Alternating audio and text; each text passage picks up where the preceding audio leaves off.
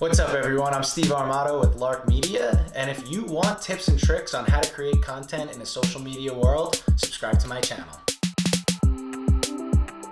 Hey, welcome back to the final episode of Inexpensive Marketing Strategies for Small Businesses. In this episode, we are going to cover Twitter.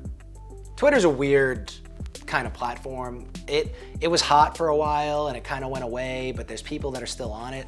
I actually go on there to get my news and interact with customers because guess what?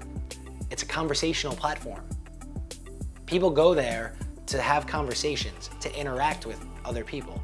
The thing that makes this difficult, the thing that people don't understand about Twitter is you need to be on there a lot because once you tweet something, it's gone within the first couple of minutes. Like it's down the feed. And yes, they've redone the algorithm and the people that you actually interact with the most, you see their tweets, it could be a day later, but it doesn't really work for businesses. What works for businesses is that it's a conversational platform. So let's just give an example. You're a business that's just starting out, you don't have a big Twitter following. That means a lot of people aren't gonna see your tweets. So what you wanna do is you wanna jump into conversations that are in your market and in your field. So say I'm in film and somebody with a lot of followers is talking about a new camera. You go to that post, you leave a valuable comment or ask a question that's relevant to the post, and you're in the middle of a conversation with hundreds of people. That's how you have to start to grow your following on there.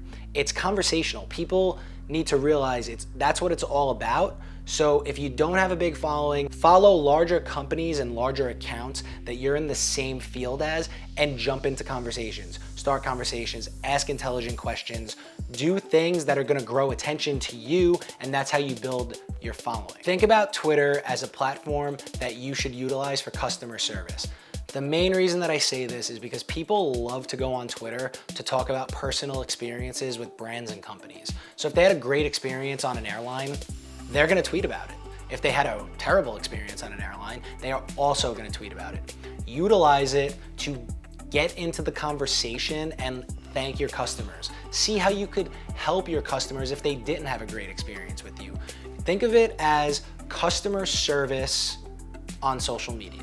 And that way your email inbox doesn't have to be flooded with thousands of emails. And that way you can actually interact with your customers on a more personal level. So thank you so much for tuning into this entire series. Thank you so much for watching my videos. Thank you for just, being around and sticking with me through this whole thing. So if you like what you saw here, subscribe to my channel below. I'm gonna do more videos related to marketing as we go throughout this process. It's gonna be free because I wanna help small businesses like you, like myself. I wanna help you guys get through a time that I know it's rough right now. So thank you again for watching, and I hope to see you back here soon.